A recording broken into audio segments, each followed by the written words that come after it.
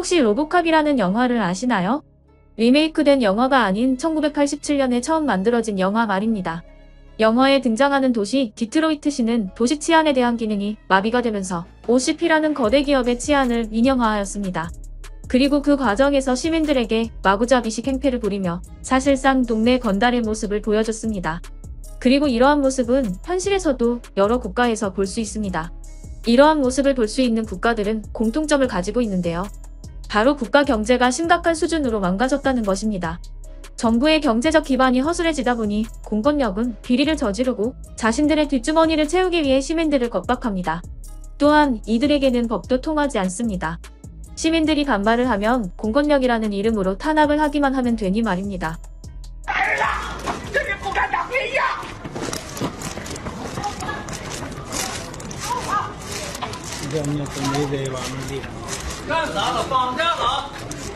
그리고 최근 들어 중국에서는 이러한 모습이 더욱 심해지고 있습니다. 물론 과거부터 중국 경찰과 공안의 막무가내식 행정처리는 우리 모두가 알 정도로 유명한 사실입니다.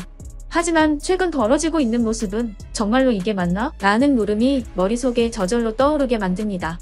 현재 중국 경찰은 불법 주정차로 적발된 사람에 대해서도 겨우 담배 2갑이면 눈 감아줄 정도이니 말입니다. 과거에는 단순히 중국 공안들이 자신들의 뒷주머니를 채우기 위해 인민들을 핍박했다면 현재는 그 대부분이 중국 정부의 문제점을 감추는 데 몰려 있습니다. 그리고 그중 가장 큰 비중을 차지하는 두 가지가 바로 이륜차와 부동산입니다.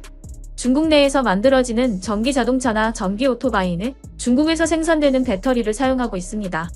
그리고 중국산 배터리의 가장 큰 문제점은 안정적이지 않다는 것에 있습니다. 중국산은 폭탄 빼고 다 터진다라는 말처럼 배터리 역시 마찬가지였습니다. 문제는 현재 중국에서는 오토바이용 배터리는 충전 후 교체를 하는 방식으로 중국인들 삶의 한 부분이 되었습니다. 이렇다 보니 중국 정부에서는 배터리 사용을 금지하지는 못하고 불법 개조라는 명목으로 도로에서 운행하는 전기 오토바이를 보이는 족족 압수하고 있습니다. 경찰의 기습 단속을 발견하자마자 중국인들이 도망가려고 합니다. 하지만 이를 예상해서 도주로 또 차단했네요.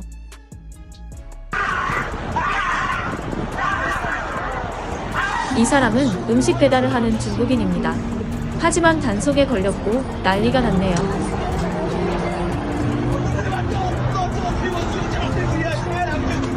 그런데 영상을 보신 분들은 뭔가 이상함을 느끼셨을 겁니다. 우리가 보통 불법 개조라고 한다면 과도한 부착물을 설치하거나 배기음을 키우거나 다른 운전자의 시야를 방해하는 조명을 설치하는 등 이러한 것을 말합니다. 그런데 압수하는 전기 오토바이에는 그런 것이 보이지 않기 때문입니다. 사실 중국 공안도 기준을 가지고 압수를 하는 것은 아닙니다. 현장에 상주하는 경찰의 판단을 단속 기준으로 보는 것입니다. 그렇다 보니 전기 오토바이에 장식으로 붙여둔 작은 인형, 엉덩이가 아파서 대놓은 쿠션, 전면에 설치하는 바람가리개 등 각종 이유를 들어서 압수하고 있습니다. 처음부터 목적이 불법 개조를 한 전기 오토바이를 잡으려는 게 아니라 배터리가 계속해서 터지니 도로에서 전기 오토바이를 사라지게 만들려는 것이죠. 이렇게 압수된 오토바이는 정부가 지정한 토지에 그저 방치만 되고 있습니다. 과태료를 내고 다시 가지고 갈 수 있는 그런 상황이 아닌 것이죠. 이에 온라인에서는 중국 공산당이 전기 차량에 대한 수요를 강제로 올리기 위해 기존의 전기 오토바이를 압수하는 것이라는 의견도 있습니다. 그 다음으로 공안의 무서움이 닿는 곳이 바로 부동산입니다.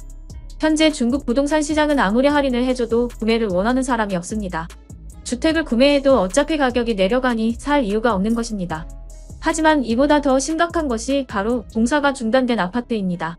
중국 부동산은 정부의 보조금을 받아서 성장한 산업입니다. 하지만 2024년이 시작되고 정부 보조금이 끊기면서 중국 전역에서 공사가 중단되었습니다.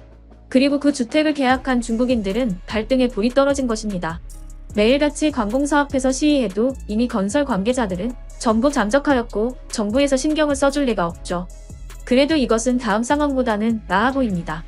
바로 강제 철거입니다. 현재 중국은 다양한 이유를 들어서 마을들을 강제 철거하고 있습니다. 그중 대부분은 소수민족이 거주하는 마을입니다. 我们是公民村村民，恳请政府为我村民做主，彻查公民村贪污腐败问题，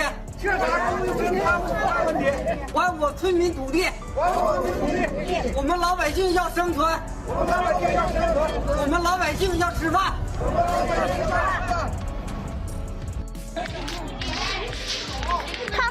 这是沿线政府不管农民的那个口粮钱不给，看看啊，这就是沿线政府不接待，政府不管。 마을 인원의 대부분이 반대한다고 해도 공안들을 앞세워 강제 철거하고 있습니다. 한 가지 정보를 드리자면 중국법에는 마을이나 건물을 철거하는데 중국 공안이나 경찰이 개입하는 것을 금지하고 있습니다. 이러한 행동에 열이 받을 대로 받은 중국인들은 영화에서나 굴복한 일을 저질렀습니다. 바로 경찰서를 습격한 것입니다.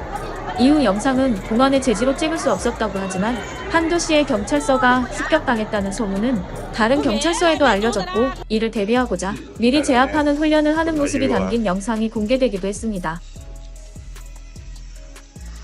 그렇다면 본인의 탈북과 거주지가 실시간으로 압박당하고 있는 중국인들은 이에 어떤 반응들을 보여줄까요? 산업의 쇠퇴는 산업의 성장을 결정짓기 마련입니다. 저는 모든 사람이 출퇴근할 수 있도록 전동 휠체어에 투자하기로 결정했습니다. 제가 이해가 안 되어서 이렇게 물어봅니다. 단속 기준을 초과한다는 전기 오토바이는 애초에 왜 판매가 허용되나요? 철거 현장에서 공안들은 자신들은 관여하지 않았으며 단지 현장의 질서를 유지하고 있을 뿐이라고 말했습니다. 제가 항의를 하니까 경찰에 신고해서 경찰을 체포하라고 하더군요. 당신이 바보인가요?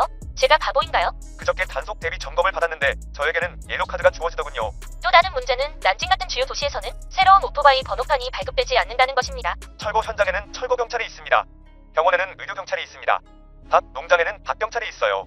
이렇다 보니 황당하게도 중국 젊은 청년들은 전기 오토바이 단속을 피하기 위해서 전동 휠체어를 타고 다니고 있습니다.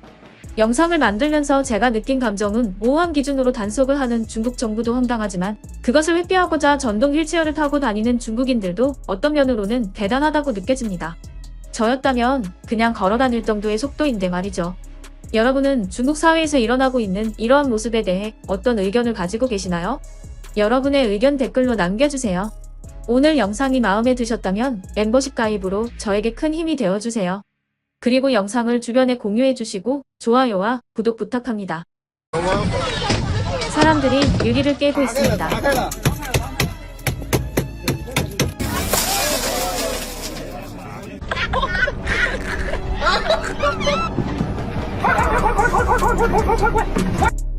건물이 무너져서 흙먼지가 날리고 있습니다. 파산 선언을 한 국가에는 이런 말이 있습니다. 나라가 망했다고 느껴지면 도로를 봐라.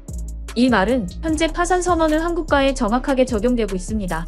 대표적으로 아르헨티나와 베네수엘라가 그러합니다. 국가가 파산 상태에 돌입하면 기반시설을 수리하지 못하게 되고 이 때문에 도로 정비가 안 되거나 건물 외관이 낡아지는 것입니다. 그렇습니다. 일반적으로 나라가 망하기 전의 모습은 우리가 기존의 상식으로 여겨지던 모습이 점차 사라지는 것입니다. 그리고 현재 중국이 이런 모습을 보여주고 있습니다.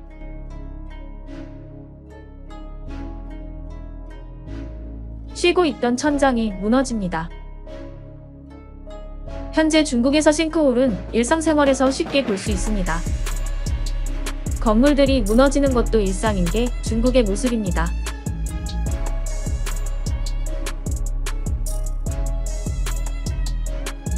최근 몇 달 새에 중국에서는 도로가 꺼지고 건물의 외벽이 흘러내리며 국가 기반 시설 자체가 무너지는 모습을 보여주고 있는데요. 이 영상들을 보신 분들 중에 이런 말을 하시는 분들이 계실 수도 있습니다.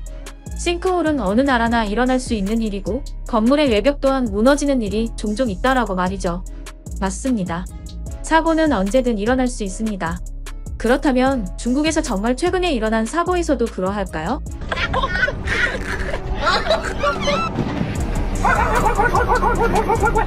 현재 중국은 극한의 한파를 맞이했습니다. 그와 함께 엄청난 양의 폭설도 동반했죠. 문제는 이런 상황이 지속하다 보면 교통에 큰 악영향을 준다는 것입니다. 그중 하나가 바로 기차나 지하철입니다. 눈이 많이 내리게 되면 기차 탈선 사고가 일어날 수 있고 기온이 심각하게 낮아지면 이 또한 열차 탈선을 불러오게 됩니다. 하지만 중국에서 일어난 이 사고는 우리가 상상할 수 없는 사고였습니다. 그것은 바로 뒤에서 진행하던 열차가 앞에서 진행하는 열차를 들이받은 일이었습니다. 헐리우드 액션 영화에서나 볼 법한 이 말도 안 되는 사건은 정말로 일어났습니다. 사고 후에 회수된 열차의 상태를 먼저 보여드리겠습니다.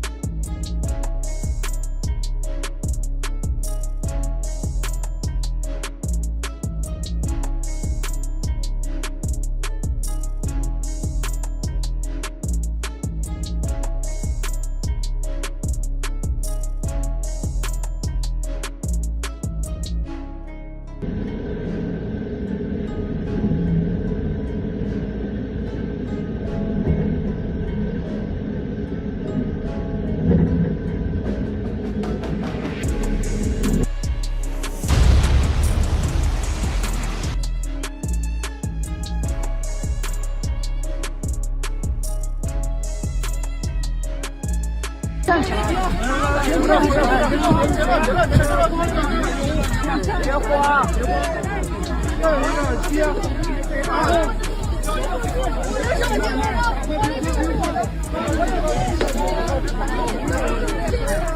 家别慌，先找自己的东西。有手机的先把灯亮起来。谁的？我的手机，我的。现在我们在室外啊，不是在地道里头，所以肯定没事，大家别慌。手机打个电话。看外面，我们是在室外，不是在地道里，大家别慌。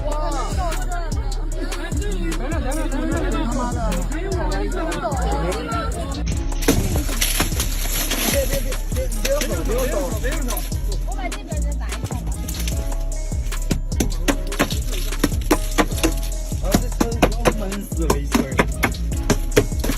조금 황당한 건 이렇게 유리를 다 깨놓고 이후에는 감기가 걸렸다고 불평을 하는 사람들도 있었습니다. 砸开了，砸开了。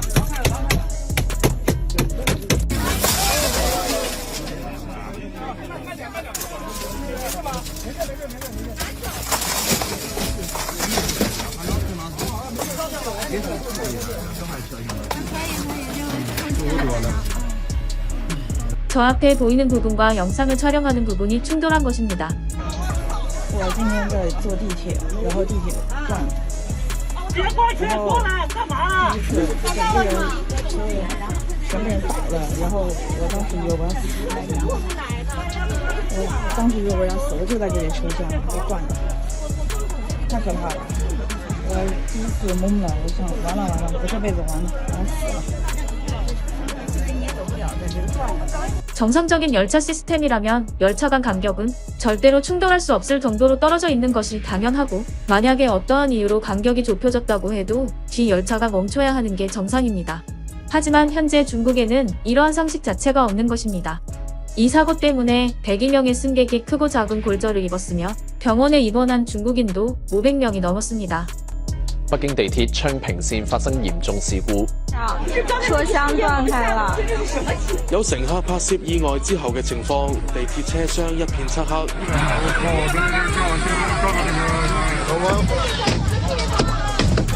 乘客用各種方式逃生，車廂連接部分斷開。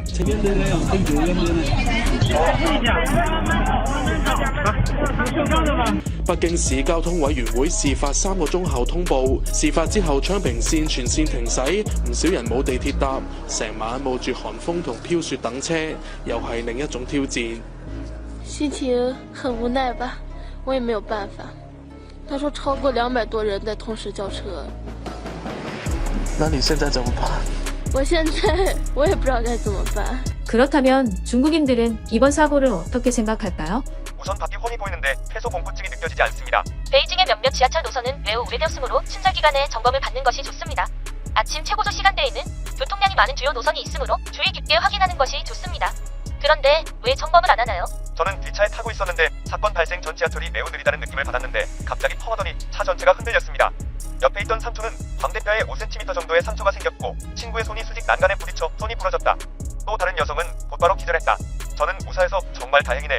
요 넘어지는 순간 너무 당황해서 죽은 줄 알았어요. 부럽습니다. 저는 항상 이 작은 망치를 사용하여 유리를 두드려보고 싶었습니다. 궁금한 게 있는데 앞차가 급제동하면 뒷차도 똑같이 해야지. 최소한 앞차는 뒷차와 신호통신을 유지해야 하는데 뒷차는 왜 안 멈추는 걸까요? 정비가 안 되거나 제대로 됐다면 서로 부딪힐 일도 없었겠지만 교대조가 빡빡해서 소통할 시간도 없었을 겁니다.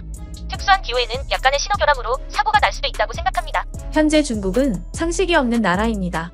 거기다가 국가 기반 시설이 제대로 점검이 안 될 정도로 심각한 상황입니다. 중국의 공사장 영상을 보면 사람 힘으로 휘어지는 철근을 쓸 정도로 심각한 상황이니 말입니다. 중국의 한계는 어디까지일까요? 오늘 영상도 마음에 드셨다면 주변에 공유해주시고 좋아요와 구독 부탁합니다.